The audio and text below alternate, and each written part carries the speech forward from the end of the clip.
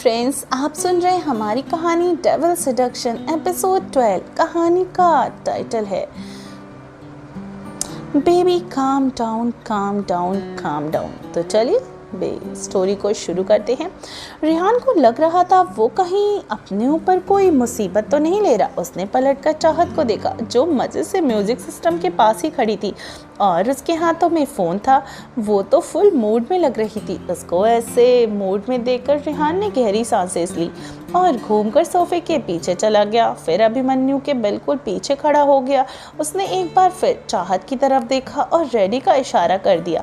अभिमन्यु चाहत को देख रहा था और वानी रेहान को वो तो इंतज़ार कर रही थी लाइव शो का। रेहान का इशारा पाकर चाहत ने एक म्यूज़िक प्ले कर दिया जो उन दोनों ने पहले ही सेट कर रखा था और फ़ोन पे वीडियो रिकॉर्डिंग ऑन कर दिया। म्यूज़िक के बजते ही रेहान जल्दी से अभिमन्यु के सिर पर ज़ोर से एक चपत लगाई। सामने जाकर खड़ा हो गया। अभिमन्यु गुस्से में उसे मारने ही वाला था, तभी गाना बजा और रेहान अभिमन्यु के सामने और चाहत के मास्टरमाइंड प्लान को अंजाम देने लगा।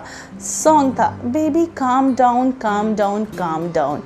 गर्ल दिस योर बॉडी अपुट my heart for lockdown lockdown lockdown. Girl you sweet like Fanta Fanta. If I tell you say I love you no D for Yanga, Yanga, Yanga. No, tell me no, no, no. Wah, wah, wah, wah, wah. Oh, oh, oh, oh, oh. Baby calm. Rehan की इस हरकत पे अभिमन्यु ने उसके पेट पर एक जोरदार मुक्का मारा जिससे रेहान आगे रखे सोफे पर ही गिर गया। चाहत को फ़ोन को बस देख रही थी जहाँ लाइव वीडियो की रिकॉर्डिंग कर रही थी। वानी का तो हंस हंस की हालत ही ख़राब हो गई। वो अपना पेट पकड़कर हंस रही थी। हंसते हंस के उसकी आंखों से पानी ही आ गया था। रेहान अपना पेट पकड़कर सीधे बैठ गया और अभिमन्यु को देखा जो उसे ही घूर रहा था। रेहान ने अपनी बत्ती सी चमका दी और फिर वानी की तरफ देखा जिसकी हालत हंस हंस के पूरी तरीके से ख़राब हो गई थी। रेहान वानी को घूर कर देखने लगा। रेहान ऐसे देखने से वानी और भी ज़्यादा हंसने लगी। वो सोफे पर गिरते गिरते ही बची। अभिमन्यु रेहान को छोड़ चाहत की तरफ बढ़ने लगा। चाहत का ध्यान अभी भी फ़ोन पर ही था। उसने देखा अभिमन्यु उसके फ़ोन के पास आ रहा है। अभिमन्यु का चेहरा अब और भी ज़्यादा करीब हो गया। चाहत ने अपनी नज़रें फ़ोन से हटाई, सामने देखने लगी जहां अभिमन्यु उसे ही देख रहा था। चाहत ने फिर अपनी मुंडी निकालकर रेहान की तरफ देखा। उसने पहले वीडियो को सेव किया और फ़ोन नीचे कर फिर रेहान को देखा। रेहान भी चाहत को देख रहा था। चाहत ने फ़ोन उछालकर रेहान की तरफ फेंक दिया। रेहान ने भी गिरते पड़ते फ़ोन को पकड़ ही लिया। भाई मतलब प्राण चले जाएं पर फ़ोन में रखा वीडियो सलामत रहे। चाहत ने फिर अभिमन्यु को देखा और वही किया जो उसने प्लान अपने हैंडसम के साथ बनाई थी, अपनी बत्तीसी को चमका देना। अभिमन्यु तो अपनी छोटी खरगोश के दांत थोड़ी ना तोड़ेगा। वो तो बस उससे घूर कर और भी प्यार से देखने लगा।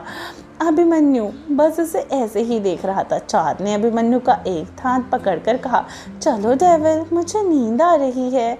आपको भी तो आ रही होगी ना, मुझे पता है। चाहत को सब पता होता है। ये बोलकर वो अभिमन्यु का हाथ पकड़कर उसे खींचकर ऊपर ले जाने लगी। अभिमन्यु भी उसके साथ चल रहा था। इधर रेहान ने पहले ही वीडियो देखा, मेरा मतलब चेक किया। उसकी क्यूटी ने अच्छे से वीडियो तो बनाई है ना। वो खुश हो गया और अपने रूम की तरफ बढ़ा। वानी गुड नाइट बोलकर चली गई थी। वानी भी थोड़ी देर तक बाद वहाँ से चली आई। उसे रह रहकर रेहान की हरकतें याद आकर हंसी आ रही थी। ऐसा हमेशा होता था, हर बार ही रेहान और चाहत ऊट पटांग हरकतें करते रहते। अभिमन्यु कुछ भी बोले लेकिन कोई अपना क्रिएटिव माइंड को शांत कैसे रख सकता है। शेरा उन लोगों को अपने रूम में देख रहे थे। उनके चेहरे पर भी एक स्माइल थी। उन्होंने मुस्कुराते हुए कहा, बस हमेशा ये सब ऐसे ही खुश रहे, कोई परेशानी ना आए। अभिमन्यु के कमरे में चाहत ने अपना सर अभिमन्यु के बाजू में रखा और चाहत को सच में नींद आ रही थी। उसने अभिमन्यु को देखा जो उसे ही देख रहा था। चाहत को अपना हाथ बढ़ाकर अभिमन्यु की आंखें बंद करके बोली, डेविल सो जाइए, नींद आ रही है। ये बोलकर वो तो सो गई। अभिमन्यु ने कुछ टाइम तक उसे देखा, फिर उसके सर पे एक प्यारी सी किस करके उसे गले लगाकर ही सो गया। अगले दिन सुबह चाहत वानी के रूम में थी। उन दोनों के सामने कुछ इवनिंग गाउन्स रखे हुए थे। उन दोनों को समझ नहीं आ रहा था कि वो क्या पहने। फिर सोचते विचारते के बाद दोनों ने अपनी अपनी ड्रेसेस को चूज़ कर लिया। शाम का वक्त चारों रेडी होकर अब बिल्कुल तैयार थे। रेहान और अभिमन्यु ने दोनों ने ब्लैक टैक्सीडो पहन रखे थे। दोनों ही बहुत ज़्यादा हैंडसम लग रहे थे। चाहत ने ब्लैक एंड ब्लू कलर का ऑफ शोल्डर गाउन और वानी ने रेड कलर की ऑफ शोल्डर गाउन पहन रखा था। दोनों ही काफ़ी ब्यूटीफुल लग रही थी। चारों ने अपने चेहरे पर मास्क लगाया और बाहर की तरफ चले आए। एक बड़े से बंगलों के सामने दो मर्सिडीज बेंच आकर रुकती हैं। पहली कार से कर्ण और समय जी निकल के, फिर दूसरी कार से अभय जी, और तीनों एक बार सबकी ओर देखते हैं और अंदर चले आते हैं। अंदर बहुत सारे लोग थे और सबके चेहरे पर मास्क लगा हुआ था। कर्ण और अभय जी ने और साथ ही समय जी ने भी मास्क लगा रखे थे।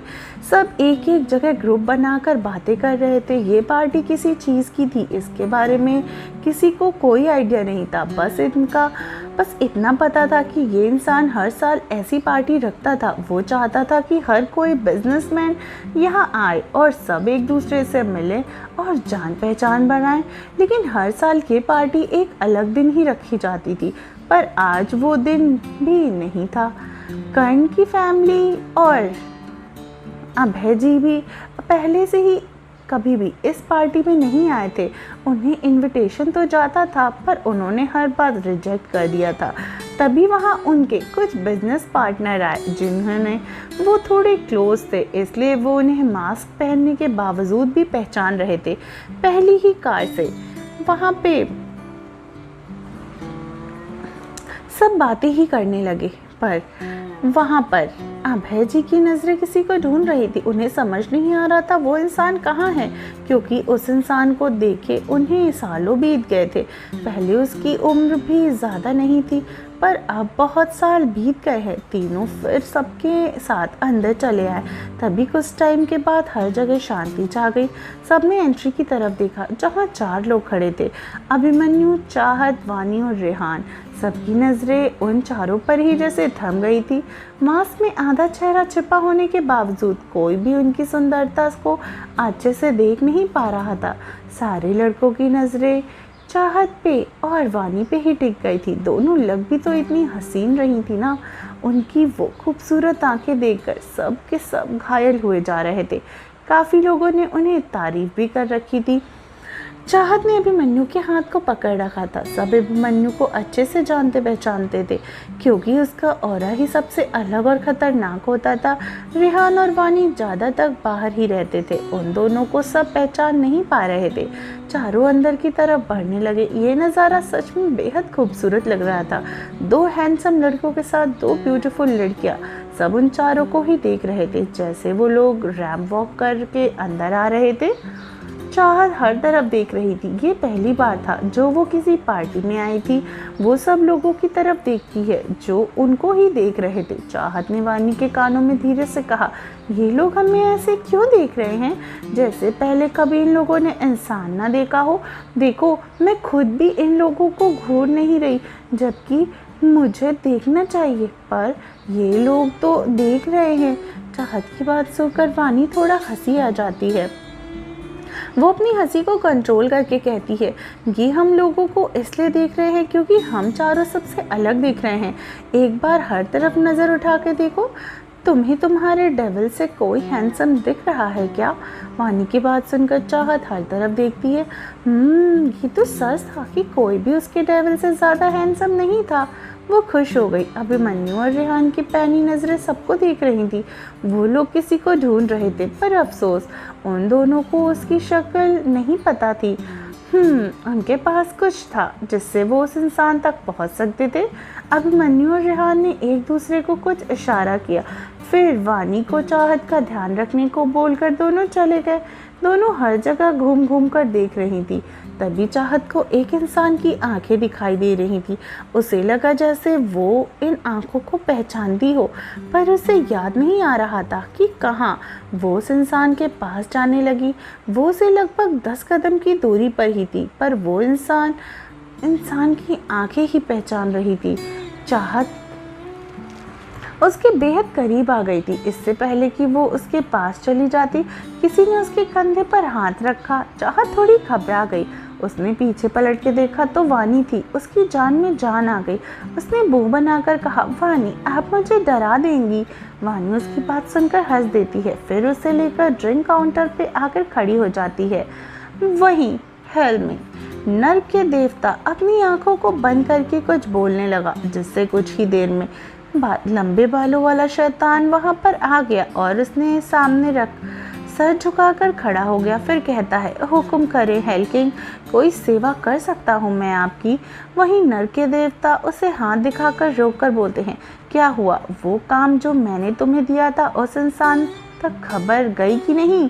लंबे बालों वाले ने राक्षस ने झुकते हुए बोला, हाँ, वो काम मैंने कर दिया है। फ्लैशबैक, एक रूम जहाँ हर तरफ अंधेरा था, जिसमें स्काईलाइट्स के अलावा हल्की हल्की रोशनी आ रही थी। उस रूम में एक इंसान सोफे पर आंखें बंद किए हुए ही लेटा था। तभी वहाँ धुआं उड़ने लगा। वो इंसान जो सोफे पे बैठा था, वो ये देखकर हैरान हो गया। फिर सीधा उस जगह को देखने लगा जहाँ से धुआं आ रहा था। तभी थोड़ी ही देर के बाद वहाँ एक लंबे बालों वाला राक्षस उस धुएं से निकल आया। उसे देखकर वो इंसान अपना सिर झुका देता है। इंसान, आप यहाँ कोई काम है मेरे लिए? उसकी बात सुनकर उस शैतान ने उससे कहा, मैं तुम्हारे लिए एक काम लाया हूँ। तुम्हें एक लड़की को मारना है, लेकिन ध्यान रहे किसी को इसकी भनक नहीं लगनी चाहिए। लंबे बालों वाले राक्षस ने आखिरी सेंटेंस सुना। वो आदमी एक इविल स्माइल के साथ बोलता है, अगर नर के देवता मुझे कोई काम दे तो इसका मतलब है आप जान गए होंगे कि उनको मेरी काबिलियत पर भरोसा है। उसकी बात सुनकर उस राक्षस बोलता है, ठीक है, तुम्हें इसका नाम मिल जाएगा। ये बोलकर वो वहाँ से गायब हो गया। उसके गायब हो जाने के बाद वो इंसान हंसते हुए, काम तो हो जाएगा, पर काम करेगा कोई और, क्योंकि प्रिंस की शक्तियों के एहसास सबको है, और ऐसे में अगर उसके सामने चला गया तो वो मुझे कभी नहीं छोड़ेगा। ये बोलकर उसने अपना फ़ोन उठाया और किसी को कॉल लगाकर कहा, तुम्हें एक काम करना है, एक लड़की को जान की मारना है। हो जाएगा ना? इंसान की बात सुनकर सामने वाले ने कहा, काम तो हो जाएगा, बस तू रोकड़ा रेडी करना। अब उनका आदमी तुझसे पैसा ले लेगा। उस आदमी भी सामने वाले की बातों को मान गया और फ़ोन को रख देता है। फ्लैशबैक एंड पार्टी हॉल में सब एंजॉय कर रहे थे। कोई अपने प्रोजेक्ट्स के लिए तो कोई अपने लिए इन्वेस्टर ढूंढ रहा था, तो कोई अपनी बिटिया का रिश्ता लेकर आया था। हर कोई बिजनेसमैन अपने प्रॉफिट और लॉस की बातें कर रहे थे। इस वक्त अभिमन्यु, चाहत, रेहान और वानी चारों साथ में थे। चाहत हर वक्त ज़्यादातर बैठी ही रहती थी। वहीं दूसरी तरफ कर्ण और समय जी और अभय जी घर के बैक साइड पे थे। समय जी उन दोनों की तरफ देख रहे थे और कहते हैं, ये कैसे हो सकता है? वो आज यहाँ नहीं आया। मैंने उसे बहुत ढूंढा पर वो नहीं मिला। लगता है कहीं छिप कर बैठा है। कर्ण उसकी बात सुनकर बोला, पापा अब क्या करना है? घर चले जाएं क्या? समय जी कर्ण की बात सुनकर बोले, थोड़ा और रुकते हैं फिर चलेंगे। अभय जी भी समय जी की बातों से सहमत थे। कुछ समय के बाद कुछ ज़रूरी बातों के लिए रेहान अभिमन्यु को थोड़ी दूर ले गया। तभी वानी को वॉशरूम जाना था। वो चाहत को कहकर गई थी कि कहीं मत जाना, वो जल्दी ही आ जाएगी। अभिमन्यु और रेहान चाहत को थोड़ी दूर से, लेकिन उनकी पीठ चाहत की तरफ थी। चाहत इधर उधर नजरें दौड़ा रही थी। तभी उसे वही आंखें फिर दिखाई दी जो उसे ही देख रही थी। चाहत को फिर कुछ जाना पहचाना एहसास हुआ। वो इंसान वहाँ से चला गया। चाहत भी बिना कुछ सोचे समझे उसके पीछे चली गई। वहाँ एक और इंसान था जिसकी नज़रें चाहत पर थी। और वो भी उसी वक्त उसके पीछे ही थी। जैसे उसने चाहत को कहीं जाते देखा, वो भी उसके पीछे ही चला गया। वो इधर उधर नजरें बचाकर चल रहा था। अभिमन्यु और रेहान आपस में इनकी खबर नहीं थी, वो लोग अपने में ही लगे हुए थे। वो इंसान चलकर घर के बैक साइड पे आ गया। चाहत भी बस उसके पीछे ही चली आई। वो सीधा जाग रहा था।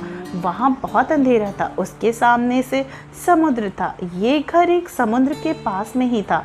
चांद की हल्की रोशनी उस जगह को बहुत सुंदर बना रही थी। चाहत अब उस इंसान का पीछा करते करते उस समुद्र तक पहुंच गई थी। हर जगह बस सन्नाटा था। घर भी यहाँ से थोड़ी दूरी पे था। चाहत ने इधर उधर देखा, जहाँ पे उसे कोई नहीं दिखा। अब उसे थोड़ा डर लगने लगा था। हे फ्रेंड्स, कैसा लगा आपको हमारी कहानी का ये पार्ट? आखिर चाहत किसका पीछा कर रही थी और वो दूसरा आदमी कौन था जो चाहत का पीछा कर रहा था? क्या वो दोनों ही कातिल थे जो चाहत को मारने के लिए आए थे? क्या होने वाला है कहानी में? क्या अभिमन्यु चाहत को बचा पाएगा या चाहत और अभिमन्यु की स्टोरी यहीं तक है? क्या होने वाला है कहानी में आगे सुनने के लिए बने रहिए स्टोरी में और सुनते रहिए डेविल सेडक्शन सिर्फ टिनी FM जान के साथ।